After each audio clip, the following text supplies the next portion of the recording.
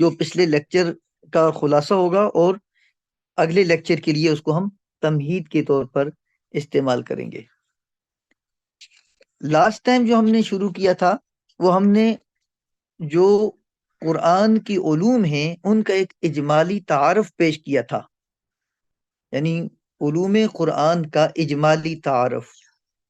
اگر آپ اس کو مین ہیڈنگ لکھ لیں گے تو باقی پھر آپ علوم قرآن جو ہیں ان پہ آپ بعد میں اچھے سے پڑھ بھی سکتے ہیں، اور اگر کوشچن آ جائے تو اس کوشچن کو سالو بھی کر سکتے ہیں۔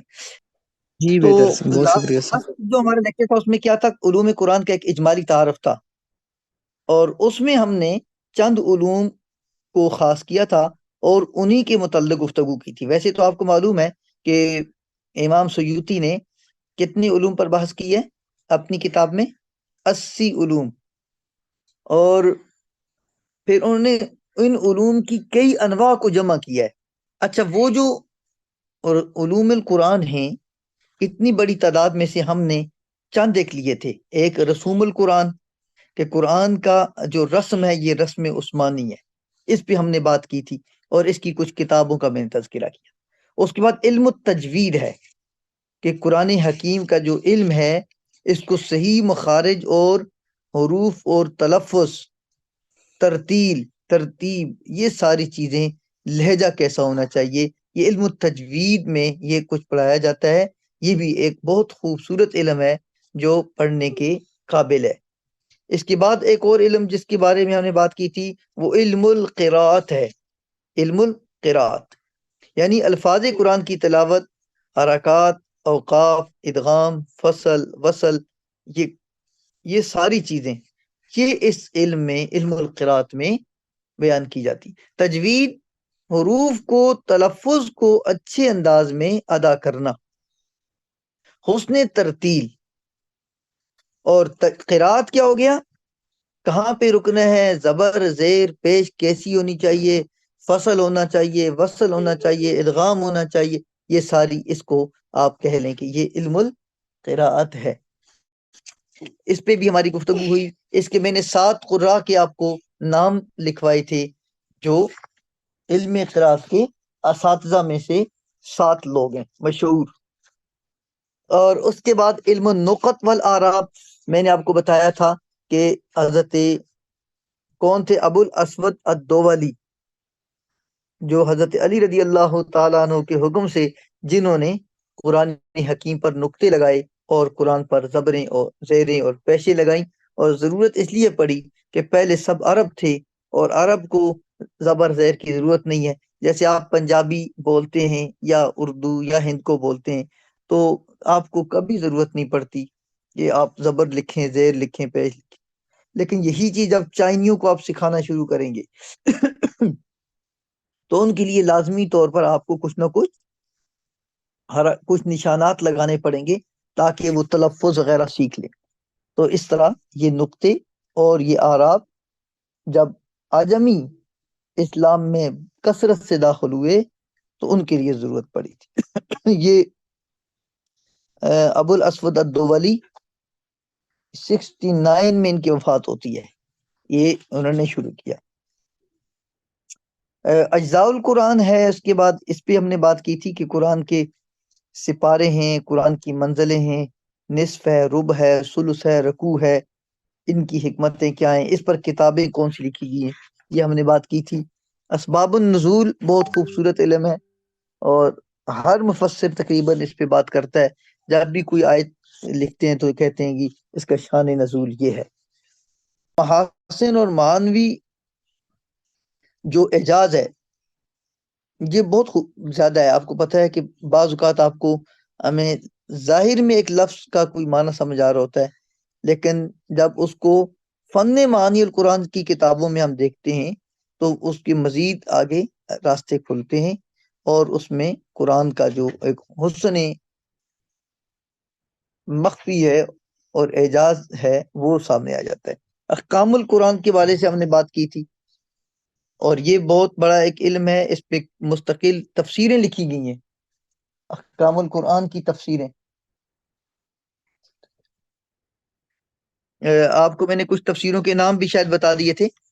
آپ میں سے کسی کے ذہن میں کوئی تفسیر ہو جو احکام القرآن کے متعلق ہو تو وہ ذرا بتائیے گا۔ السلام علیکم سر، یہ احکام القرآن میں جساس رحمہ اللہ، جساس کی ہوگی، اور بتائیے۔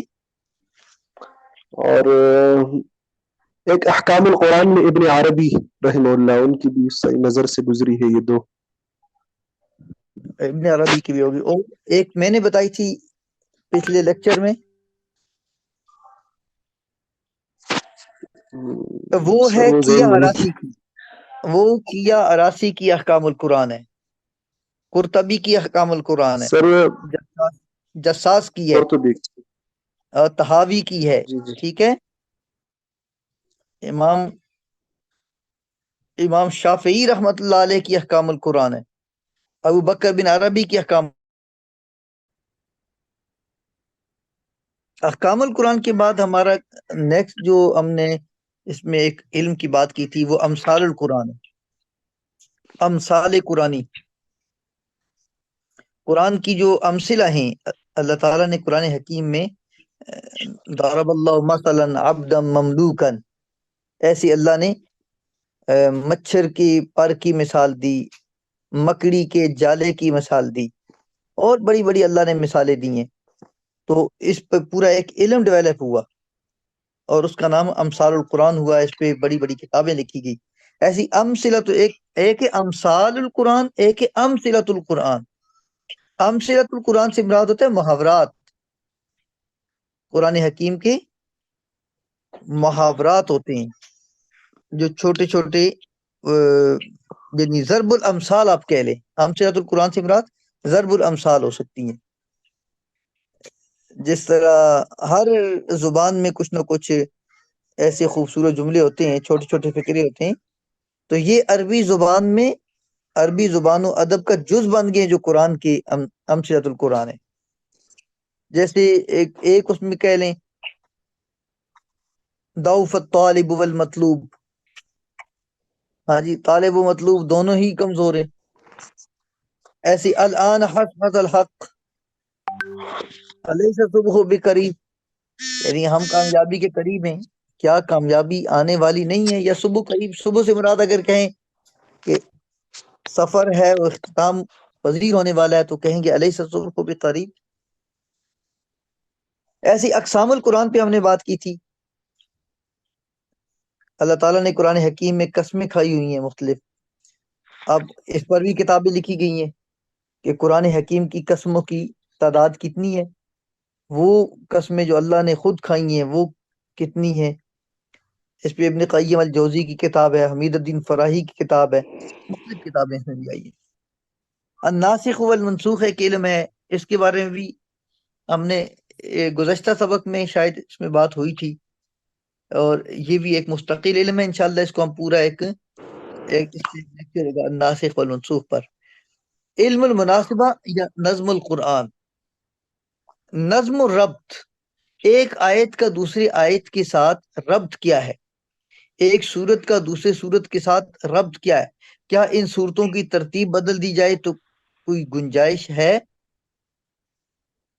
تو یہ بھی ایک بڑا جامع علم ہے۔ اس کی مثال ایسے ہے کہ جیسے تسبیح کے دانے لڑی میں پروئے ہوتے ہیں اور ایک ترتیب سے پروئے ہوتے ہیں، آپ کو پتہ ہے کہ 11 کے بعد ایک بڑا دانہ آتا ہے، اور کبھی 33 کے بعد ایک بڑا دانہ آ رہا ہوتا ہے، ایک درمیان میں قطب مینار ہوتا ہے جو اوپر ہوتا ہے بالکل۔ اگر آپ ان دانوں کی ترتیب کو چینج کر دیں گے تو جو تسبیح کا مقصد ہوتا ہے بعض اوقات وہ فوت ہو جاتا ہے اور دیکھنے والے کو وہ خوبصورت بھی نہیں لگتی۔ تو ہر لحاظ سے قرآن بھی منظم ہے، اور تسبیح کے یا موتیوں کے ہار کی طرح یہ پرویا ہوا ہے، اگر اس میں سے درمیان سے ایک دانہ نکالنے کی کوشش کریں گے تو یہ ہار بکھر جائے گا۔ اچھا، اس میں جو علم نقط کے بعد اجزاء القرآن ہے، یہ ہم نے شروع میں پورا ایک لیکچر لیا تھا، اجزاء القرآن، کہ قرآن کے سپارے کیسے بنے، قرآن کے رکوع کیسے بنے، اگر آپ کے ذہن میں ہو تو منازل قرآن کی کیسے بنی، یہ اپنے پاس لکھ لیں اجزاء القرآن، یہ آپ کی اس پہ شامل ہوگا۔ اسباب النزول، یہ ایک مستقل آپ علم انشاءاللہ پڑھیں گے، جیسے میں نے کہا ناسخ والمنسوخ پڑھیں گے، ایسے اسباب النزول پر بھی ہم آدھا لیکچر، ایک گھنٹہ کچھ اس میں بھی ایک بات کریں گے. یہ آپ نے مجھے ساتھ یاد کرانا ہے. مفردات القرآن پہ شاید بڑی زیادہ بات نہ ہوئی ہو، البتہ اس پہ اتنا سمجھ لیں کہ قرآن حکیم کے الفاظ کو اگر سمجھنا چاہتے ہوں تو مفردات القرآن کی کتابیں ہیں جس میں مفرد الفاظ کو بیان کیا جاتا ہے اور مشتقات اور مصادر کی طرف وہاں سے جاتے ہیں. تو اس میں امام راغب الاصفہانی کی کتاب المفردات مفردات القرآن الکریم للراغب الاصفہانی ہے. پھر آگے معانی القرآن ہے یا احکام القرآن ہے. احکام القرآن جو ہے یہ ہماری عمومی طور پر فقہ کی کتابوں میں اس کا تذکرہ ہوتا ہے. ٹھیک ہے، قرآن کریم کے حکم، احکام کی بحث. تو اس میں بڑی یادگار کتابیں ہیں. تفسیر کی جو کتابیں ہیں اس میں امام قرطبی کی کتاب ہے تفسیر کی، اور امام ابو بکر جساس کی ہے، قیہ حراسی کی ہے، امام شافعی کی ہے، ابو بکر بن عربی المالکی کی ہے. تو یہ احکام القرآن کی کتاب. یہ آپ کو میں ہنٹس دے رہا ہوں. آپ نے اگر اس بات میں اس چیز میں ریسرچ کرنی ہوتی ہے یا آپ نے پیپر تیار کرنا ہوگا تو پھر اس وقت آپ نے ڈیپلی ان چیزوں کو، آپ کے پاس جو متعلقہ مواد اور کتابیں موجود ہوتی ہیں اس میں سے تھوڑا تھوڑا آپ نے اس کو مطالعہ کرنا ہوگا تو یہ آپ کے تیار ہو جائیں گے. امثال القرآن کا تذکرہ ہو گیا، قرآن کی مثالیں، اور اس کے بعد کیا امثلۃ القرآن. یہ جو ہے قرآن حکیم کی، یہ کیا امثلہ کیا ہوتے ہیں؟ یہ بلیغ فکرے ہوتے ہیں، ضرب الامثال. بعض اوقات بہت چھوٹے چھوٹے یہ جو خطیب حضرات ہوتے ہیں بزلہ سنجیاں جو کرتے ہیں، یا نکتہ خطیب نکتہ داں، یہ جو خطیب نکتہ داں ہوتے ہیں یہ چھوٹے چھوٹے جملے ایسے خوبصورت بولتے ہیں کہ سننے والے ہش ہش اور واہ واہ اور آفرین اور ماشاء اللہ. ٹھیک ہے، تو یہ قرآن حکیم کا اعجاز ہے کہ قرآن میں بہت زیادہ اس کا بھی اہتمام کیا گیا ہے. اس پر بھی کتابیں لکھی گئی ہیں. اس میں امام سالوی نے ایک کتاب، کتاب الاعجاز والاعجاز لکھی ہے. ماوردی نے کتاب لکھی ہے. امام سیوطی نے الاتقان میں اس پہ بڑی اچھی بحث کی ہوئی ہے، امثلۃ القرآن. ایسی قرآن کریم کی قسمیں، قرآن کی قسموں پر بھی آپ لکھ سکتے ہیں اور خوبصورت لکھا جا سکتا ہے. کیا حکمت ہوتی ہے کسی قسم اٹھانے کی؟ تو قسموں کی مختلف جہات ہو سکتی ہیں. قسم کس کے نام کی ہو سکتی ہے؟ واؤ کے ساتھ قسم ہے، تا کے ساتھ ہے، با کے ساتھ ہے، واللہ باللہ تاللہ. اس کی وجہ کیا ہے؟ تو اس میں بھی ابن قیم نے کتاب لکھی ہے البیان فی اقسام القرآن، الایمان فی قرآن القرآن فی اقسام القرآن. یہ حمید الدین فراہی کی کتاب ہے. الناسخ والمنسوخ کا جو علم ہے اس پہ ایک مستقل انشاءاللہ ہمارا لیکچر ہوگا. اس کے بعد علم المناسبہ یا نظم القرآن کے حوالے سے میں نے گفتگو کی تھی. نظم قرآن پہ ہم بات کر رہے تھے کہ اسرار صاحب نے یہ بتایا کہ اس سے پہلے بھی ہم نے تفصیل سے 2 3 4 چیزیں نہیں پڑھی ہوئی، تو میں نے دوبارہ تھوڑا سا اس کو ریپیٹ کر دیا. تو یہ آپ کے اس میں کورس میں شامل ہوگا، ممکن ہے کہ یہ آپ کے پیپر میں بھی شامل ہو. اس کو ثواب کی نیت سے بھی پڑھنا ہے اور اس کو اپنے پیپر کی نیت سے بھی پڑھنا ہے. اچھا آگے چلتے ہیں. تو ایک اور علم ہے، خوبصورت علم ہے، بہت اچھا علم ہے جس پہ بہت کام ہوا ہے، وہ علم التفسیر ہے. قرآن کے معنی، مفہوم اور اس کے علوم و معارف کی تشریح و توضیح یہ اس علم میں آتی ہے. اور دنیا کی تمام بڑی زبانوں میں متقدمین و متاخرین کی سینکڑوں تفاسیر میں جو مختلف اور متنوع اسالیب کی حامل ہیں، قابل قدر ایک علمی ذخیرہ علم تفسیر میں موجود ہے. اور اگر آپ اس میں ایک کتاب دیکھنا چاہتے ہیں کہ جس میں آپ کو پرانی کافی سارے مفسر اور مفسرین اور ان کی تفسیروں کے بارے میں آگاہی ہو جائے، امام ذہبی کی التفسیر والمفسرون. آپ میں سے ہر آدمی کے پاس اس کتاب کا لنک ہونا چاہیے، سافٹ میں ہو یا ہارڈ میں ہو. یہ کتاب آپ کے پاس ہونی چاہیے تاکہ آپ کو تفسیر کا علم اگر سمجھنا ہو تو وہاں سے آپ کو آسانی کے ساتھ سمجھ آ جاتی ہے کہ کتنی تفاسیر ہیں اور کون کون سے مفسرین ہیں، کس انداز سے لوگ لکھ رہے ہیں. ایک اور بہت بنیادی سی کتاب ہے امام شاہ ولی اللہ محدث دہلوی کی الفوز الکبیر. یہ بھی تقریباً تفسیر پر اس میں بھی اچھی گفتگو کی گئی ہے اس کتاب میں بھی، اور بھی مستقل اس فن پر کتابیں لکھی گئی ہیں۔ سر یہ کتاب تو ہم نے پڑھی ہوئی ہے لیکن اب اس وقت ذہن میں نہیں آ رہی تھی کتاب۔ جی جی بالکل ٹھیک ہے۔ تو یہ ہوا جی، یہ جو تھا علوم القرآن کا ایک اجمالی تعارف تھا۔ اس کے بعد ہم شروع کرتے ہیں آج کا جو ہمارا جو نیا جو لیکچر ہوگا، نیا ٹاپک ہے، وہ ہم تھوڑا سا ایک اجمالی سا تعارف کر لیتے ہیں کتابوں کا۔ آج جو ہم نے نئی تو کیا ایک مختصر سا تعارف پیش کرنا ہے، وہ علوم قرآن کا ہے، علوم قرآن کی کتابوں کا ہے۔ علوم قرآن کی 5-6 کتابیں ایسی ہوں جو ہمیں ازبر ہونی چاہیے، انگلیوں پر ہم شمار کر لیں۔ ایک کتاب کا نام بتائیں۔ سر الاتقان فی علوم القرآن۔ کہکشاں آپ بتائیے یہ الاتقان کس نے لکھی ہے؟ سر علامہ سیوطی نے۔ اچھا، اس کتاب سے بھی پرانی کتاب ہے، وہ کسی کے ذہن میں ہو؟ جی سر، البرہان فی علوم القرآن۔ البرہان فی علوم القرآن، گڈ۔ یہ کس نے لکھی ہوئی ہے؟ بدر الدین الزرکشی۔ یہ ایک بہت پرانا نام، میں نے کہا تھا کہ امام جلال الدین سیوطی سے قبل جو کتاب لکھی گئی تھی، پہلی کتاب علوم القرآن میں، وہ البرہان فی علوم القرآن ہے، اور اس کے رائٹر اور مصنف کا نام کیا ہے؟ بدر الدین الزرکشی، محمد بن عبداللہ بن بہادر الزرکشی۔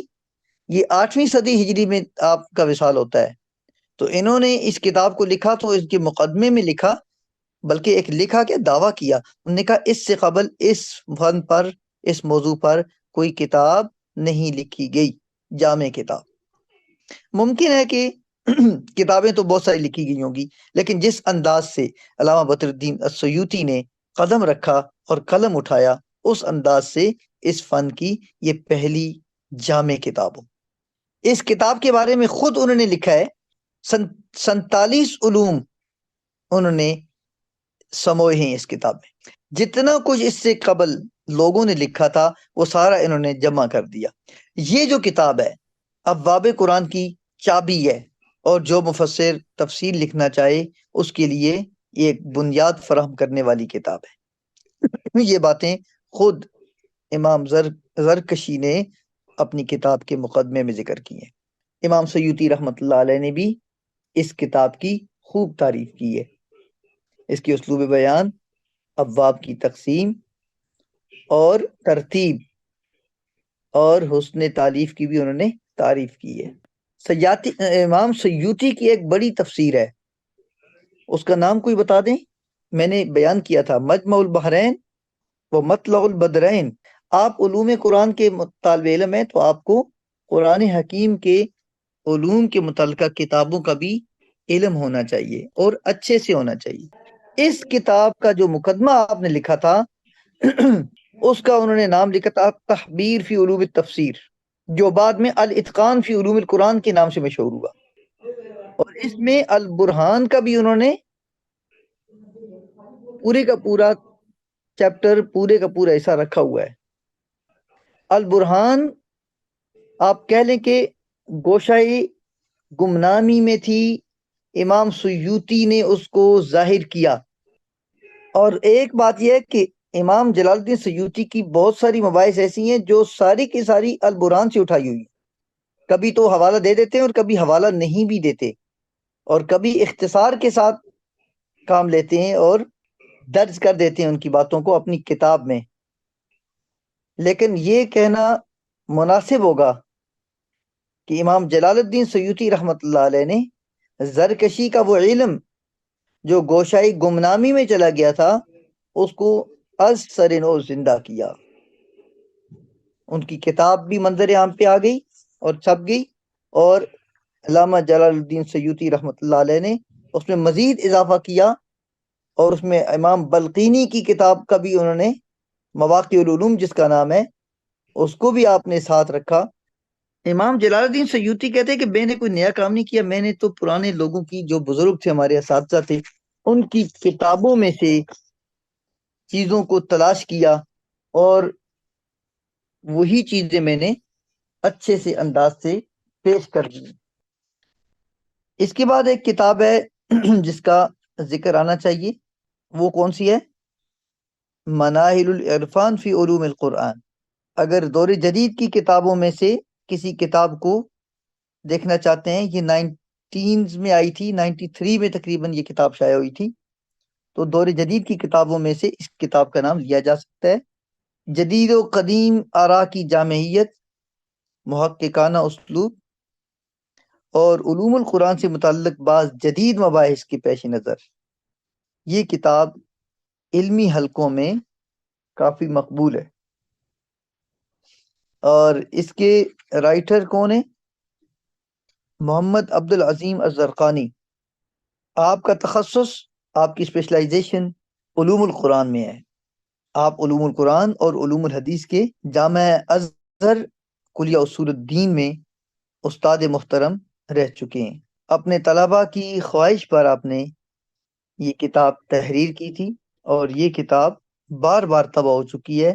پہلی مرتبہ 1943 میں طبع ہوئی تھی۔ کتاب کا ترجمہ بھی ہو چکا ہے پاکستان میں۔ انہوں نے کیا کیا ہے، انہوں نے اس کتاب کے جو خاص مباحث ہیں ان میں ایک چیز یہ بھی کی ہوئی ہے کہ شریعت کے اسرار و حکم کو نمایاں کیا ہے اور یہ ثابت کیا کہ اسلامی شریعت انسان کی جو فطری ضرورت اور فرد و معاشرے کی رہنمائی، اصلاح اور جو مسائل ہیں ان کے حل کا واحد ذریعہ ہے۔ جدید و قدیم پر گہری نظر رکھنے کی بنا پر زرقانی رحمہ اللہ نے متقدمین کی آراء اور اقوال کو بڑے ہی خوبصورت انداز میں اجمال اور اختصار کے ساتھ جدید پیرائے اور اسلوب میں پیش کیا ہے، اور تحقیق و تجزیہ اس میں خوب انداز سے پیش کیا ہے۔ جب بھی بحث کرتے ہیں تو بحث کا مطلب ہوتا ہے سرچ، تو یہ لکھتے ہوتے ہیں، ان کا چیپٹرائزیشن کا انداز یہ ہے: المبحث الاول فی معنی علوم القرآن، المبحث الثانی فی تاریخ علوم القرآن و ظہور اصطلاحہ۔ بعض مباحث پر جدید علوم کی روشنی میں انہوں نے خوبصورت انداز میں گفتگو کی ہے جو اس سے قبل کتاب میں موجود نہیں تھی۔ مثلا وحی کی ضرورت و اہمیت اور اس کی سائنسی اور عقلی ثبوت، اس پر جدید ذہن کے جو شبہات تھے اس کا مدلل جواب دیا گیا ہے کہ وحی کی ضرورت کیوں پیش آتی ہے۔ انہوں نے اس کتاب میں جو مستشرقین کے شبہات تھے، اعتراضات تھے، ان کا بھی ازالہ کیا ہے اور ان کا جواب دیا ہے۔ مثلا وحی، تدوین قرآن، کتابت قرآن، رسم الخط، سبعۃ احرف اور نسخ وغیرہ پر جو 20 اعتراضات کیے جاتے ہیں ان کے مدلل جوابات امام زرقانی نے اس کتاب میں دیے۔ قرآن حکیم کا ترجمہ ہے یا نسخ کی حکمتیں، اس پر بھی بہترین اس میں مواد موجود ہے۔ اچھا، یہ جو میں باتیں کر رہا ہوں یہ ایک قسم کا میں تبصرہ کر رہا ہوں۔ بعض دوستوں کا یہ سوال ہوتا تھا درمیان میں کہ تبصرہ کیسے لکھا جاتا ہے۔ یہ جو میں آپ کے سامنے باتیں کر رہا ہوں یہ تبصرہ ہے نا، کہ امام زرقانی تھے، امام زرقانی کون تھے، تھوڑا سا اس کا تعارف، میں نے پورا تعارف نہیں دیا، آپ نے تعارف بھی دینا ہوتا ہے، 1-1.5 صفحے کا تعارف ہوتا ہے، اور اس کے بعد آپ نے بتانا ہوتا ہے کہ اس کتاب میں یہ چیزیں ہیں اس میں، اور خاص کر اس میں یہ چیز ہے جو بہت امپورٹنٹ چیز ہوتی ہے، اس میں تھوڑا سا آپ نے نوٹ لکھنا ہوتا ہے۔ جیسے میں ایک بات یہ کہتا ہوں کہ زرقانی نے کیا کیا، بعض موضوعات پر مفصل بحثیں کی ہیں اور بعض پر آپ کی اختصار کے ساتھ۔ مفصل کس پہ ہے؟ مثلا تفسیر اور مفسرون پر آپ نے بہت مستقل بحث کی ہوئی ہے، مستقل عنوان باندھے ہوئے ہیں، اور یہ جو چیز ہے اس کی طرف علوم القرآن کی کتابوں میں توجہ نہیں دی گئی کہ وہاں پر تفسیر اور مفسرون پر بحث کی گئی ہو۔ ایسے ہی آپ نے تفسیر بالمعصور اور تفسیر بالرائے کی جو نمائندہ تفاسیر ہیں، اہم تفاسیر، خصوصیت کے ساتھ ان پر آپ نے بات کی ہے، اور ایک بڑی مفید سی بحث ہے، تقریباً 100 صفحے کے لگ بھگ ایک بحث ہے اس پہ، جس میں تفسیر بالمعصور اور تفسیر بالرائے، بالمعصور سے مراد کیا ہے؟ وہ تفسیر جس میں احادیث کو پیش نظر رکھ کے قرآن کی تفصیل اور تفسیر بیان کی جاتی ہے، وہ تفسیر بالمعصور ہوتی ہے۔ اور تفسیر بالرائے کس کی طرف جاتی ہے؟ رائے محمود، یعنی جس میں احادیث رسول صلی اللہ علیہ وسلم بھی پیش کی جاتی ہیں، لیکن وہاں پہ فقہا اور علماء کی آراء کو پیش کیا جاتا ہے۔ اور آپ کی یہ بات ذہن کے ہر گوشے میں رہنی چاہیے کہ فقہا اور محدثین، علماء، اصولیین جو آراء بھی قائم کرتے ہیں، یا وہ قرآن یا وہ حدیث سے ماخوذ ہوتی ہے۔ البتہ فرق پھر کیوں آ رہا ہے؟ فرق اس لیے آ رہا ہے کہ جو تفسیر بالمعصور ہوتی ہے وہاں پہ آپ کو اثر ملتے ہیں، احادیث ملتی ہیں، اس پہ فقہی ابحاث کم ہوتی ہیں، آیت ہے اور نیچے حدیث ہے۔ لیکن جو تفسیر بالرائے ہوگی اس میں علماء، مفسرین، محققین، مجتہدین کے اقوال ہوتے ہیں، اور وہ اقوال بھی، آپ کا کیا خیال ہے، امام شافعی اپنی طرف سے رائے دیتے ہوں گے، امام مالک، امام ابو حنیفہ اپنی طرف سے تو کوئی بھی رائے نہیں دیتا نا، ان کی جو بھی آراء ہوں گی وہ کہاں سے آئیں گی؟ یا وہ کتاب اللہ سے آئیں گی یا وہ سنت رسول اللہ صلی اللہ علیہ وسلم سے آئیں گی۔ جب آپ بعد میں تحقیق کریں گے تو پتہ چلے گا کہ اس رائے کے پیچھے یہ حدیث ہے، اس رائے کے پیچھے یہ حدیث ہے، اگرچہ وہاں پر اس تفسیر میں آپ کو رائے نظر آئے گی، لیکن اس رائے کے پیچھے یقیناً طور پر مضبوط احادیث طیبہ موجود ہیں۔ تفسیر بالمعصور میں سے کسی ایک کتاب کا نام بتائیں۔ ابھی تھوڑی ہی دیر پہلے لیکچر میں ایک بندے نے نام دیا تھا، امام جلال الدین سیوطی کی کتاب ہے در منصور۔ در منصور، اور ابن کثیر کی جو تفسیر ہے، تفسیر ابن کثیر، یہ بھی تفسیر بالمعصور ہے۔ تفسیر بالمعصور کا مسئلہ یہ ہوتا ہے کہ محققین علماء کرام اس کو جب پڑھتے ہیں تو پھر اس سے وہ مسائل مستنبط کرتے ہیں، اور آسانی عوام کے لیے کس میں ہوتی ہے؟ تفسیر بالرائے میں، کیونکہ ان کو احکام مستنبط نہیں کرنے پڑتے، بسا اوقات علماء اور فقہا اور مجتہدین کی آراء وہاں پر آ جاتی ہیں، اور وہاں پہ لکھ دیا جاتا ہے کہ جمہور کے نزدیک یہ ایسے ہے، فلاں فلاں علماء اس پہ یہ بات کر رہے ہیں ائمہ، اور فلاں ائمہ یہ کہتے ہیں۔ اگر مزید کوئی اس کو چھاننا چاہتا ہے تو مزید اس میں تحقیق اور ریسرچ کے راستے موجود ہوتے ہیں۔ البتہ کوئی چاہے کہ میں اس کو خود حدیث رسول سے تفسیر پڑھنا چاہتا ہوں یا پڑھنی چاہتی ہوں، تو وہ پھر کون سی تفسیر لیں گے؟ وہ تفسیر بالمعصور کی طرف آئیں گے۔ اور یہاں سے البتہ بعض اوقات جن لوگوں کی گرفت نہیں ہوتی احادیث پر اور علوم دینیہ پر، بعض اوقات یہاں پر پریشان ہو جاتے ہیں، کیونکہ روایات آپ کو پتہ ہے کہ ہر قسم کی مل جاتی ہیں، ایک میں اور بات ہو رہی ہے، ایک میں اور ہوتی ہے، تو بندہ پریشان ہو جاتا ہے۔ اس کے بعد ہم آ رہے ہیں، ایک اور کتاب ہے، بس یہ اسی کو آخری کتاب سمجھیے گا، ایک اور مباحث فی علوم القرآن۔ لبنان یونیورسٹی میں ایک استاذ ہیں ڈاکٹر صبحی صالح، 1958 میں یہ کتاب منظر عام پہ آئی۔ اگرچہ یہ کوئی بہت جامع کتاب نہیں ہے علوم القرآن پر، البتہ قرآن کے کافی سارے علوم کا احاطہ کرتی ہے۔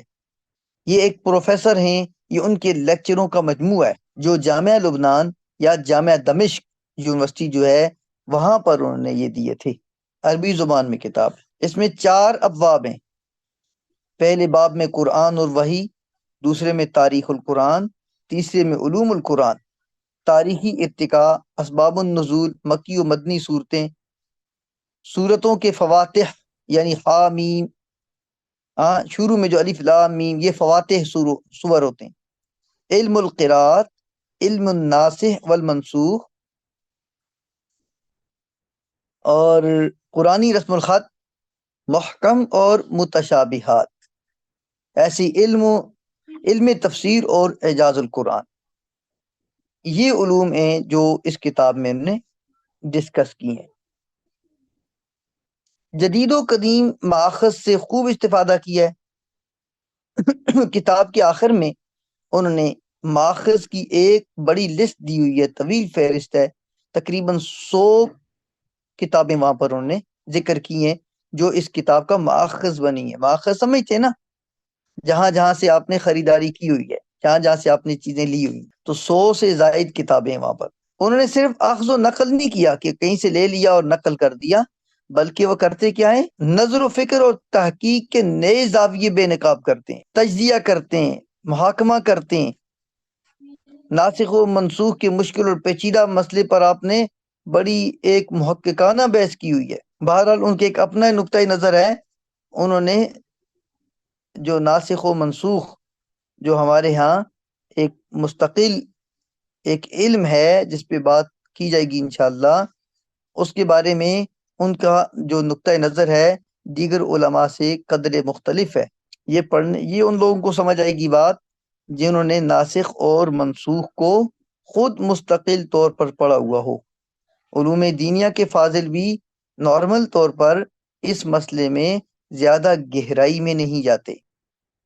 ان کی جو ایک اور خصوصیت ہے، تفسیر میں نزول کے تاریخی پس منظر کو بھی ساتھ رکھتے ہیں، اور ادبی سیاق و سباق اور آیات و سور کے باہمی ربط و تعلق کو بھی اہمیت دیتے ہیں. خاص کر قرآنی بلاغت، اس کو بہت اہمیت دیتے ہیں. ان کے نزدیک قرآنی مباحث پر تاریخ کا غلبہ اس حد تک نمایاں ہے کہ وہ قرآن کی ادبی اور فنی پہلو کو اجاگر کرنے میں رکاوٹ بنتی ہے. آپ کو پتہ ہے کہ قرآن میں قصص ہیں، ہاں، گزشتہ اقوام کے تذکرے اور قصے بہت زیادہ ہیں. وہ کہتے ہیں کہ اس تاریخی جو قرآن کا حصہ ہے، اس کی وجہ سے جو قرآن کا ادبی اور فنی پہلو ہے وہ اکثر پس پشت رہ جاتا ہے. خاص طور پر ایک اور کام جو اس کتاب میں ہوا ہے وہ مستشرقین کی جو تحقیقات ہیں ان کو بطور خاص انہوں نے ہدف بنایا ہے، اور جو انہوں نے شکوک و شبہات پیدا کی ہیں اس کا انہوں نے مدلل رد کیا ہے. مستشرقین میں سے نول ڈیکی ہے، ولیم میور ہے، وہل ہے، بلاشیر ہے. یہ وہ لوگ ہیں جنہوں نے قرآن اور علوم قرآن پر نقد کی ہوئی ہے. انہوں نے ان تمام کا رد کیا ہے اور خوبصورت رد کیا ہے. یہ ولیم میور وہ شخص ہے جس کا رد کرتے ہوئے سر سید نے کتاب لکھی تھی، لیکن سر سید چونکہ اس لائن کے بندے نہیں تھے، اس لیے سر سید نے بھی بہت سارے ایسے کام کر دیے. بعد میں وہ ہمیں اہل قرآن تک پہنچا دیا انہوں نے، اور سر سید کی اس تاریخ سے متاثر ہو کر پورا ایک وہ گروہ وجود میں آ گیا جن کو ہم اہل قرآن کے نام سے جانتے ہیں. چکڑالوی گروپ ہے، کیا نام ہے ان کا، یہ پورا ایک گروپ، اور اس کی بنیاد یہ ولیم میور اور اس قسم کے لوگوں کے پیدا کردہ شکوک و شبہات تھے. آپ سوچیں کہ کتنے لوگ متاثر ہوئے اس سے، پورا ایک نقطۂ نظر اور مکتب فکر بن گیا. اور ان تمام کا جو رد ہے وہ کس نے کیا ہے، اس کتاب میں انہوں نے کیا ہے. اردو زبان میں بھی کتابیں موجود ہیں جو علوم القرآن پہ لکھی گئی ہیں، تو مستقل طور پر بہت کم کسی نے اس پہ اتنا کام کیا ہوا ہے. جی، آپ میں سے کسی کے ذہن میں ایسی کتاب ہو جو علوم القرآن پر اردو میں موجود ہو اور آپ سمجھیں کہ وہ اچھی کتاب ہے، صرف انہوں نے ترجمہ وغیرہ یا اخذ نہیں کیا ہوا صرف. یہ مقدمہ علوم القرآن ہے مفتی تقی عثمانی صاحب کا. جی، مقدمہ علوم القرآن، آپ نے یہ کتاب پڑھی ہے؟ جی استاد جی، میں نے کچھ مطالعہ کیا ہے اس کا. آپ نے کمپیریزن کیا ہے اس کا اتقان کے ساتھ؟ نہیں استاد جی، اس سے کیا پہلے چیز نہیں ہے؟ یعنی ابھی تو نہیں کیا ہے، لیکن جب پڑھ رہے تھے اس وقت کچھ مطالعہ کیا تھا اس کا. ذرا کر کے نا مجھے اس کا کمپیریزن کر کے بتائیے گا کیا فرق ہے اس میں اور اس میں. یہ کتاب جو علوم القرآن مفتی صاحب نے لکھی ہوئی ہے، تقریباً یہ الاتقان کا خلاصہ ہے. اس میں کچھ چیزیں مفتی صاحب نے نئی بھی کی ہیں، اور وہ چیزیں جو میں نے ابھی بیان کی تھی جس کو صبحی الصالح نے بیان کیا ہے. عقلی دلائل جہاں پہ دیے ہیں وہ مفتی صاحب نے بھی کچھ دیے ہیں، اور وہاں پر انہوں نے ناسخ اور منسوخ کی بحث کو بھی ذکر کیا ہے. باقی تقریباً الاتقان کے تقریباً ملتے جلتے موضوعات ہیں. کوئی ایکسٹرا اس میں چیز نظر نہیں آتی. لیکن اچھا ہے، اردو دان طبقے کے لیے ایک مناسب کتاب ہے. ابھی ہمارے پاس مختصر ٹائم ہے، تو اس میں ہم نے علوم القرآن کے ساتھ ساتھ جو قرآن کریم کی خاص کر فضائل والی چیزیں ہمیں وہ بھی پتہ ہونی چاہیے. قرآن کے فضائل، فضیلت، آپ کو پتہ ہے نا کہ فضل کیا چیز ہے؟ اللہ کا فضل ہے بڑا، اللہ کا فضل آپ کہتے ہوتے ہیں نا، مہربانی. یہاں مراد ہوتی ہے رفعت، بلندی اور شان. یہ ہے قرآن کے متعلق ہو. تو قرآن حکیم اللہ تعالیٰ نے نازل کیا اور اللہ ہی اس کا محافظ ہے. اور جو قرآن کی حفاظت کریں گے گویا وہ اللہ کی اس محافظت میں اللہ کے مددگار ہیں. جیسے حضرت عیسیٰ علیہ السلام نے فرمایا تھا من انصاری اللہ، کون ہے اللہ کے راستے میں میرا مددگار. تو قرآن کے جو حاملین ہیں یا قرآن کے عاملین ہیں یا قرآن کے قارئین ہیں یا قرآن کی علوم کے جو متلاشی ہیں، یہ اللہ کے انصار ہیں، اللہ کی مددگار ہیں. قرآن کریم کی فضیلت کتنی ہے دوسری کتابوں پر؟ فضل الکلام یا فضل کلام اللہ علی سائر الکلام کفضل اللہ علی خلقہ. اللہ تعالیٰ کے کلام کی مخلوق کے کلام پر اس قدر فضیلت ہے جس قدر خود اللہ تعالیٰ کی مخلوق کے مقابلے میں شان زیادہ ہے. ایسی تمام کتابوں اور تمام کلاموں میں سب سے افضل کتاب اور سب سے افضل کلام وہ کیا ہے؟ کلام اللہ ہے، وہ کتاب اللہ ہے. اس حوالے سے آپ نے بہت باتیں سنی، بہت پڑھی، اور اللہ تعالیٰ نے آپ سب کو اس سے نوازا ہوا ہے. تو ہم مزید زیادہ چیزیں اس میں آپ کے لیے مطالعے کے لیے چھوڑ دیتے ہیں. آپ نے قرآن کی فضیلت پر ہر ایک نے ایک عنوان تیار رکھنا ہے. آپ کو کسی جگہ کوئی بندہ کہے کو بات کیجئے تو آپ کو دیکھنا نہ پڑے موبائل، اور آپ کو کاپی نہ کھولنی پڑے. آپ کے پاس 5 حدیثیں ہوں، 5 آیتیں ہوں، 5 واقعات ہوں، اور آپ قرآن کی جو فضائل ہیں، قرآن کی اہمیت ہے، وہ قرآن کی روشنی میں، وہ حدیث کی روشنی میں، وہ آپ سب اچھے سے بیان کر لیں. ٹھیک ہے؟ جی لبیک استاد صاحب. انا نحن نزلنا الذکر وانا له لحافظون. خوبصورت آیت. اور جی سر وہ ایک آیت جس کا ترجمہ یہ ہے کہ اگر ہم اس کلام کو پہاڑوں پر نازل کرتے تو وہ بھی اس کی ہیبت سے لرز اٹھتے. اگر کوئی اس کی عربی بتا سکے، مجھے تو صرف اس کے ٹرانسلیشن ذہن میں ہے. لو جی انزلنا بالکل هذا ٹھیک ہے، القرآن. بالکل ٹھیک ہے، بالکل ٹھیک ہو گیا. ایک ہی آیت بھی ہو گئی. بالکل یہ بھی خوبصورت آیت ہے کہ ہم پہاڑوں پر بھی سر وإنه نازل لقرآن کرتے. کریم. اچھا یہ تو مجھے ذرا مشکل سی آیت لگتی ہے کہ پہاڑوں پر نازل کرتے تو وہ لرز جاتے. تو کیا مطلب ہے جب ہمارے اوپر نازل ہوں گی یا ہم یاد کریں گے تو کیا ہوگا؟ ہم لرز جائیں گے؟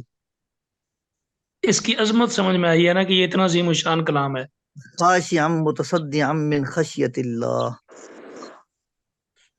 سر ہم تو وہ کیا بھی لے ایسے سکتے ہوتا ہے ہیں؟ کہ جو حفاظ قرآن ہوتے ہیں ان کے اوپر قرآن انہیں حفظ کیا ہوتا ہے تو خشیت ہوتی ہے؟ علماء کرام، حفاظ کرام، حاملین قرآن، کیا یہ خشیت کا جو ہمیں مقصد سمجھ آتا ہے وہ پراپر اظہار ہو رہا ہوتا ہے کہیں؟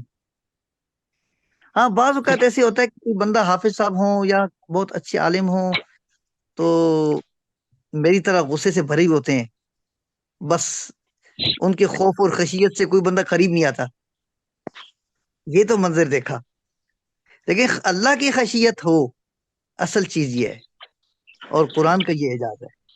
تو یہ جو میں آپ کو پوچھ رہا ہوں نا، میں صرف یہ چاہتا ہوں کہ آپ کے اندر سے آواز آئے کہ آپ کے ذہن میں ایک ایک آیت، کم از کم 2 آیات ایسی ہونی چاہیے جو قرآن حکیم کی فضیلت پہ دال ہوں.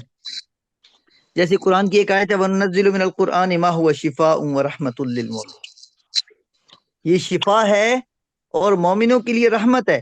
اور ایک جگہ پہ آتا ہے وَشِفَاءٌ لِّمَا فِي الصُّدُورِ، دلوں کی بیماریوں کا علاج. دلوں میں بڑی بیماریاں ہوتی ہیں، حسد، کینہ، بغض، ہرس، لالچ، پتہ نہیں کیا کیا ہوتا ہے. اور ان تمام بیماریوں کا علاج کیا ہے؟ قرآن. کیا ہے؟ یا ایھا الناس قرآن. قد جاءتکم موعظۃ من ربکم وشفاء لما فی الصدور وہدی ورحمۃ للمؤمنین. اچھا یہ آیت پڑھ کے اگر دل پہ پھونک مار دیں تو کیا خیال ہے؟ دل صاف ہو جائیں گی؟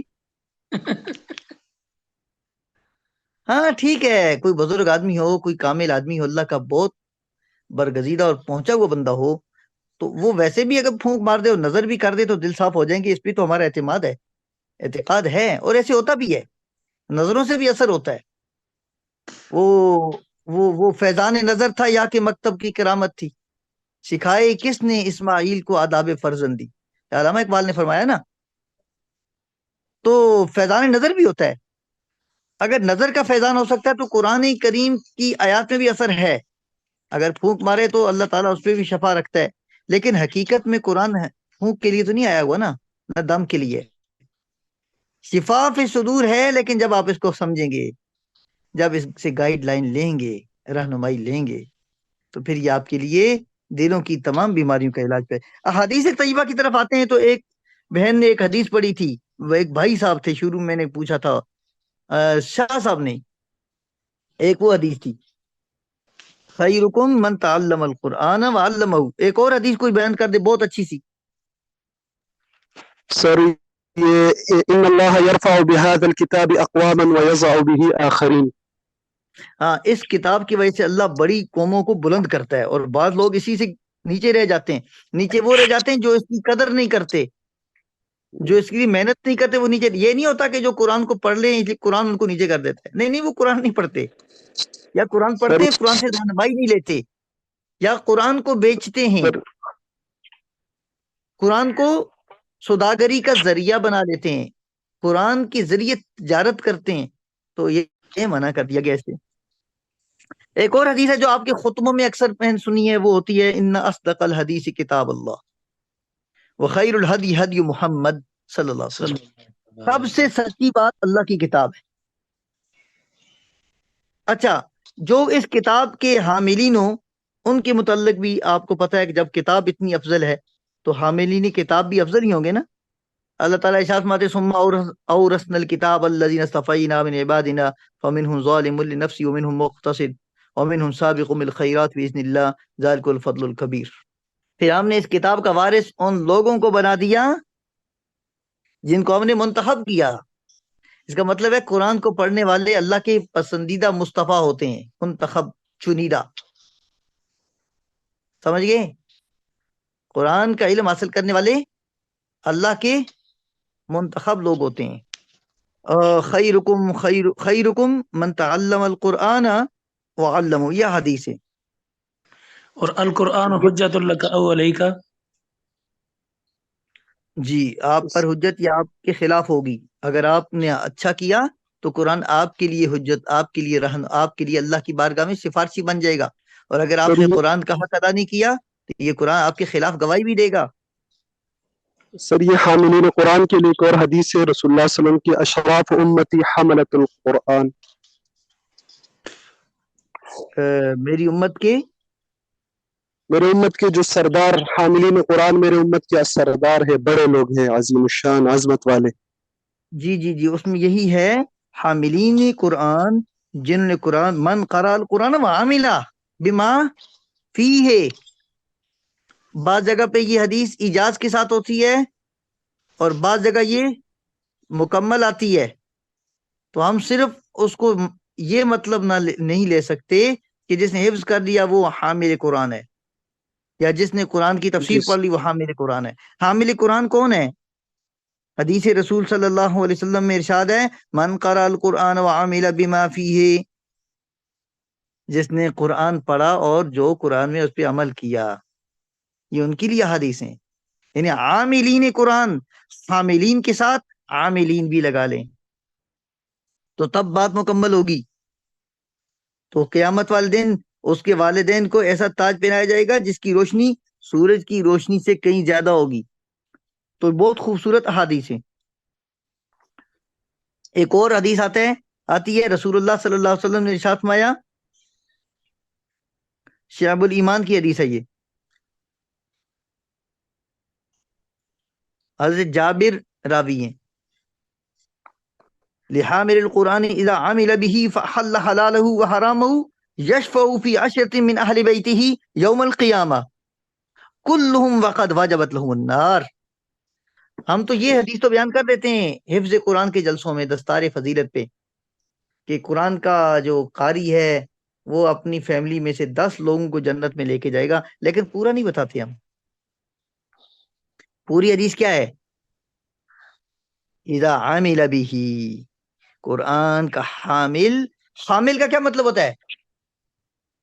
یہ لفظ ہے جو ہمارے معاشرے میں حاملات کے لیے آتا ہے، حاملہ ہیں فلاں، جو اٹھائے پھر رہی ہیں. کس کو اٹھا کے پھر رہے ہیں؟ یہ لوگ قرآن کو سینوں میں اٹھا کے پھر رہے ہیں. حامل، حامل القرآن، یہ قرآن اٹھا کے پھر رہے ہیں. لیکن قرآن کا اٹھا کے پھرنا کوئی کمال نہیں ہے. کمال جب ہوگا جو جو ضرورت کی چیز ہے ساتھ ساتھ نکالتے رہیں، دائیں بائیں صرف کرتے رہیں. جہاں پہ نور ہے، نور نور پورے علاقے میں بانٹیں. جہاں ظلمتیں ہیں چراغ جلائیں قرآن کے. ہاں، جہاں قدریں پامال ہو رہی ہیں قرآن کے اندر سے علوم لیں اور ان قدروں کی حفاظت کریں. تو حلال کو حلال گردانیں اور حرام کو حرام سمجھیں. تو پھر کیا ہوگا؟ یشفع فی عشرۃ من اہل بیتہ، اپنے گھر کے 10 بندوں کی وہ شفاعت کرے گا. یہ بات ٹھیک ہے کہ نہیں ہے؟ عموماً ہم اس حدیث کو اختصار کے ساتھ صرف حفاظ کی فضیلت میں 10 کی شفاعت کے لیے ذکر کرتے ہیں، اور جو اس کا اصل ہے وہ ہم چھوڑ دیتے ہیں. ایسے ہی ہوتا ہے نا؟ عمل بھی کرنا ہے، قرآن کے حلال کو حلال جاننا، قرآن کے حرام کو حرام جاننا، پھر اللہ تعالیٰ اس قرآن کی برکت سے وہ فضیلت عطا فرمائے گا. اچھا، قرآن کریم کی ایک اور قرآن سیکھنے کا کتنا فائدہ ہے آپ کو؟ وَلَكِنْ كُونُوا رَبَّانِيِّينَ بِمَا كُنْتُمْ تُعَلِّمُونَ الْكِتَابَ وَبِمَا كُنْتُمْ تَدْرُسُونَ. بلکہ کہو کہ ربانی ہو جاؤ، اللہ والے بن جاؤ. اللہ والے بننے کے لیے کیا چیز ضروری ہے؟ ایک خانقاہ ہونی چاہیے، 10-15 مرید ہوں، 2-4 مرسیڈیز گاڑیاں ہوں، ایک خوبصورت بنگلہ لاہور میں، ایک کراچی میں، ایک اسلام آباد میں. آپ بڑے اچھے پیر ہیں، اللہ والے. لیکن قرآن یہ کہتا ہے وَلَكِنْ كُونُوا رَبَّانِيِّينَ، اللہ والے بن جاؤ، بِمَا كُنْتُمْ تُعَلِّمُونَ الْكِتَابَ، کیونکہ تم کتاب کی تعلیم دیتے ہو. وَبِمَا كُنْتُمْ تَدْرُسُونَ، کیونکہ تم قرآن پڑھاتے ہو اور پڑھتے ہو. تو قرآن کا پڑھنا پڑھانا یہ بندے کو اللہ والا بنا دیتا ہے.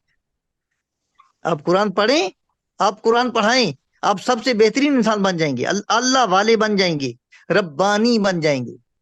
ایسا ہی ہے کہ نہیں ہے؟ اب آپ ایسے ہی ہے، اس میں کوئی شک نہیں ہے. آپ قرآن پڑھیں، آپ قرآن پڑھائیں، فخر محسوس کریں. آپ اپنے بچوں کو خود قرآن پڑھایا کریں. اپنی بیویوں میں اگر ان کو کسی قرآن کی تعلیم نہیں لی ہوئی، ان کو قرآن پڑھائیں. آپ ساری دنیا کی مصروفیات جاری رکھیں، لیکن قرآن کے پڑھانے کا بھی اہتمام کریں. ہر آدمی قرآن کا مدرس ہونا چاہیے. اس قرآن کی آیت کے مطابق وہ اللہ والا بن جائے گا. وَلَكِنْ كُونُوا رَبَّانِيِّينَ، اللہ والے بن جاؤ. کیسے بنو گے؟ بِمَا كُنْتُمْ تُعَلِّمُونَ الْكِتَابَ، کیونکہ تم اللہ کی کتاب پڑھاتے ہو، سکھاتے ہو. وَبِمَا كُنْتُمْ تَدْرُسُونَ، اور جو خود تم اللہ کی کتاب پڑھتے ہو. تو اس کا مطلب ہے مدرس بھی اور مدرس بھی، متعلم بھی اور متعلم معلم بھی، یہ اللہ والے ہیں.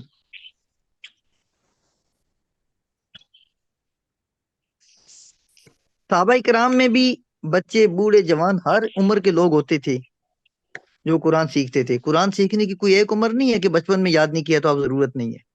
بڑے سیدنا ابوبکر صدیق نے کب اسلام قبول کیا تھا؟ سر وہ اولین صحابہ میں سے تھے جنہوں نے کتنی سب عمر سے تھی؟ پہلے کتنی عمر تھی؟ عمر ان کی وہ تقریباً حضور کے ہم عمر تھے. 40 سال تو حضور ہوئے نا پھر. ہوں گے بالکل. 40 سال کی عمر میں اسلام قبول کیا، مطلب ہے قرآن ابھی آپ نے سیکھنا شروع کر دیا۔ حضرت عمر نے اور بھی بعد میں آ کے قرآن اسلام قبول کیا، حضرت عبد الرحمن ابن عوف نے بعد میں اسلام قبول کیا، حضرت عثمان غنی نے بعد میں اسلام قبول کیا۔ بڑی بڑی عمروں کے لوگ تھے یہ۔ حضرت عثمان غنی کی عمر تھوڑی تھی، نسبتاً کم تھی، لیکن دیگر صحابہ کی بڑی عمریں تھیں۔ اس کا مطلب ہے 40 کے بعد جا کے قرآن سیکھنا شروع کیا۔ تو کیا خیال ہے 40 کے بعد ہم قرآن سیکھ سکتے ہیں کہ نہیں سیکھ سکتے؟ کیا یہ بات رکاوٹ بن سکتی ہے؟ وہ ہمیں تو ٹائم ملا تھا بچپن میں، ہمیں کسی نے توجہ نہیں دلائی تھی، اس لیے وہ اب کیا کرے، اس عمر میں تو وہ دماغ کام ہی نہیں کرتا۔ وہ یہ کام کرتا ہے لیکن اپنے مطلب کی کام کرتا ہے، یہ دوڑتا ہے، چلتا نہیں ہے، دوڑتا ہے دماغ، لیکن اپنے مقصد اور مطلب کے لیے۔ البتہ اگر شوق ہو تعلیم قرآن کا تو کوئی چیز ہمارے راستے میں حائل نہیں ہو سکتی۔ قرآن پڑھیں، قرآن سیکھیں، تجوید سے پڑھیں، قرات سے پڑھیں، تفسیر سے پڑھیں، اور کوشش کریں جو پڑھیں اس پہ پھر عمل بھی کریں۔ حضور صلی اللہ علیہ وسلم ایک جگہ ایسا، تم میں کون ہے جو یہ پسند کرتا ہے کہ وہ روزانہ بازار میں جائے اور بطحان عقیق، ایک جگہ نام ہے بطحان یا عقیق، اور وہاں اونچی کوہان والی 2 اونٹنیاں بغیر کسی ظلم و زیادتی کے مفت میں لے آئے۔ ہم نے اس کی یا رسول اللہ ہم میں سے کون پسند نہیں کرتا؟ آپ کو پتہ ہے کہ عربوں میں اونٹنیوں کی کیا اہمیت تھی؟ یہ جو آپ کے پاس ویگو کی اور یہاں پہ بڑی بڑی پجارو تو آپ خیر ویسی رہ گئی ہے پیچھے، یہ جو قیمتی مال مانا جاتا ہے۔ جو اچھی اچھی گاڑیاں ہیں، یہ اس زمانے میں اس کی بڑی ویلیو تھی۔ تو صحابہ نے اس کی یا رسول اللہ کون نہیں پسند کرتا، ہر آدمی چاہتا ہے۔ تو میں پھر ایسا کیوں نہیں کرتے کہ صبح کو مسجد میں جائیں اور قرآن کی 2 آیتیں سیکھیں یا ان کی تلاوت کر لیں؟ یہ 2 آیتیں ان 2 اونٹنیوں سے آپ کے لیے بہتر ہوگی۔ 3 آیات 3 اونٹنیوں سے، 4 آیات 4 اونٹنیوں سے بہتر ہوگی، اور بڑے درجے کی حدیث ہے، کوئی عام حدیث بھی نہیں ہے، مسلم شریف نے روایت کی ہے اس کو، صلاۃ المسافر۔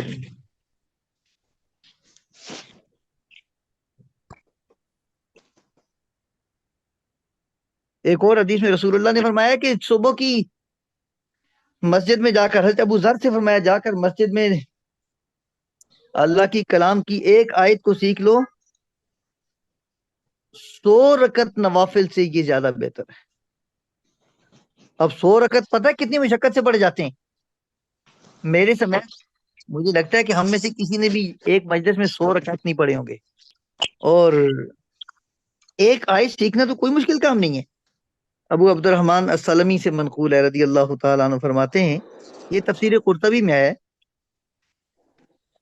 کہ ان کے پاس جب کوئی شخص قرآن کریم کا حفظ مکمل کرتا تو وہ اس بچے کو، حافظ قرآن کو، اپنے سامنے بٹھا لیتے تھے اور اس کے سر پہ ہاتھ رکھتے تھے، پیار سے، شفقت سے، سبحان اللہ، اور فرماتے یا ھذا اتق اللہ فما اعرف احدا خیرا منک، سبحان اللہ، ان عملت بالذی علمت، سبحان اللہ۔ اے بھائی اللہ سے ڈرتے رہنا، اس وقت آپ سے مجھے بہترین انسان کوئی دنیا میں نظر نہیں آتا اگر آپ اس پر عمل کر لیں جو آپ نے سیکھا ہے۔ ابن ماجہ کی ایک حدیث ہے، جس آدمی نے قرآن کی تلاوت کی اور قرآن کو یاد کیا، اللہ اس کو جنت میں داخل کر دیتا ہے، اور قرآن کے معنی سمجھ کر اس کو یاد کرنا چاہیے۔ وَرَتِّلِ الْقُرْآنَ تَرْتِيلًا، قرآن مجید کو ٹھہر ٹھہر کر پڑھا کریں۔ جہاں پر قرآن کو حفظ کروایا جا رہا ہے، اگر آپ کے ماحول میں کوئی بچے ایسے ہیں جن کو آپ سمجھتے ہیں کہ یہ آپ کا مدرسہ ہے اور آپ کے قاری صاحبان ہیں، آپ ان سے گزارش کیا کریں، ان کے پاس بیٹھ جائیں کہ بچوں کو قرآن ترتیل سے پڑھائیں، قرآن تجوید سے پڑھائیں۔ جس انداز سے ہم قرآن حکیم پڑھتے اور پڑھاتے ہیں وہ نامناسب ہے، کیونکہ اللہ کا حکم کیا، وَرَتِّلِ الْقُرْآنَ تَرْتِيلًا، ٹھہر ٹھہر کر پڑھو، اور ہم نے اس کو، وہ کیا انگریزی میں ایک ہم نے کہیں پڑھی تھی مثال، it is raining cats and dog, وہ تو ہم نے، کیا ہوتی ہے وہ آج کل جو بچے کھیلتے ہیں، وہ ٹام اینڈ جیری کی گیم ہے، آگے پیچھے دوڑ رہے ہوتے ہیں، یہ واقع، وہ بھاگا، یہ پکڑ، وہ پکڑ۔ قرآن کو ترتیل سے پڑھیں اور کوشش کریں کہ خود بھی قرآن ترتیل سے پڑھیں۔ امام ابن حزیمہ ہیں، ابو داود ہیں، اور بخاری اور مسلم ہیں، مختلف جگہوں پر یہ سنن دارمی ہے، نبی کریم صلی اللہ علیہ وسلم نے ارشاد فرمایا ہوا اس میں کہ قرآن حکیم کو ترتیل سے جو نہیں پڑھتا یہ قرآن اس کے اوپر لعنت بھی بھیجتا ہے. رب قارئ یقرأ القرآن والقرآن یلعنہ، یہ حدیث آپ نے سنی ہوگی پہلے بھی. بہت سارے قاری قرآن پڑھتے ہیں اور قرآن لعنت بھیج رہا ہوتا ہے. کیا مطلب ہے؟ کہ وہ قرآن کو ترتیل سے نہیں پڑھتے،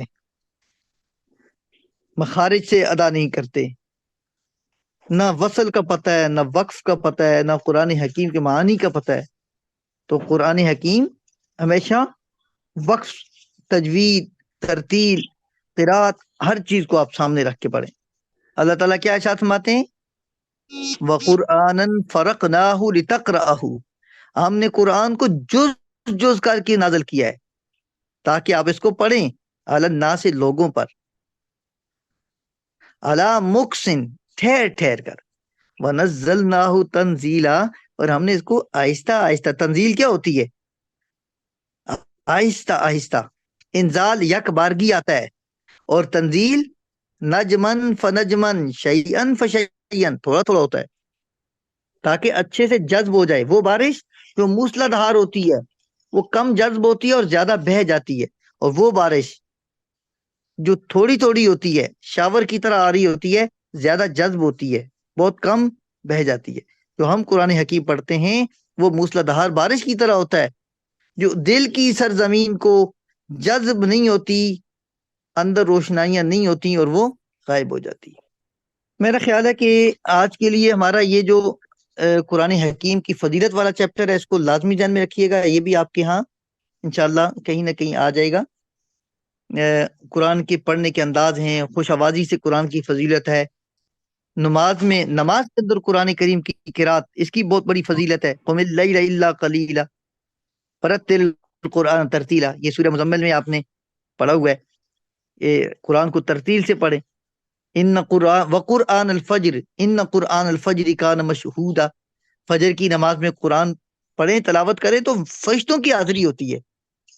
تو خوبصورت انداز میں اور خوشبو لگا کے فجر کی نماز تیاری سے پڑھا کریں. ہر نماز میں ایسے ہی ہونا چاہیے. اس میں کیا ہوتا ہے؟ فرشتے آتے ہیں. خلوص نیت سے قرآن پڑھنا چاہیے، اور اس میں بالکل ریاکاری کا وبال بھی نہیں آنا چاہیے. ٹھیک ہے؟ فمن کان یرجو لقاء ربی فلیعمل عملا صالحا، جو اللہ سے ملاقات چاہتا ہے وہ نیک عمل کرے. یہاں پر نیک عمل سے مراد قرآن حکیم کی تلاوت کی ہے بعض حضرات نے، اور اللہ کی ملاقات کا یہ بہت بڑا ذریعہ ہے. اور ایک آدمی کو دربار عالیہ میں لایا جائے گا اللہ کی بارگاہ میں، جو قرآن سیکھتا سکھاتا رہے گا رہا تھا دنیا میں.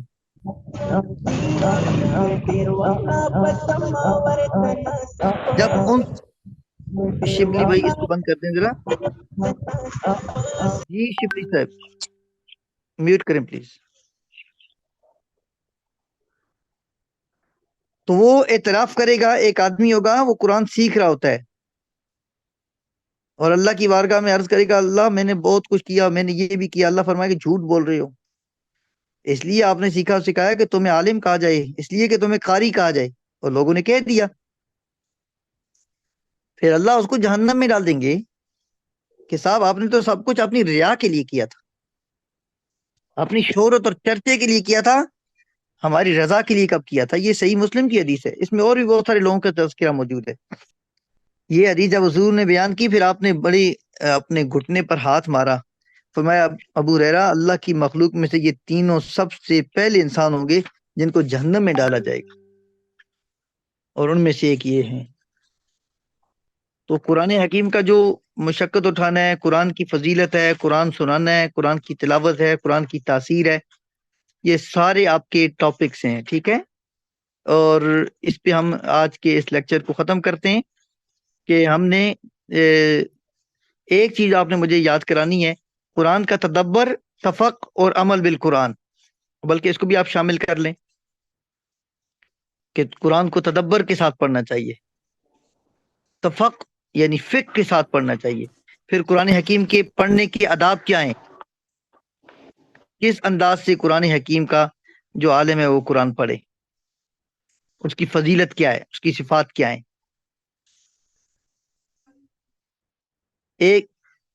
ایک منٹ رہ گیا، 2 منٹ رہ گئے.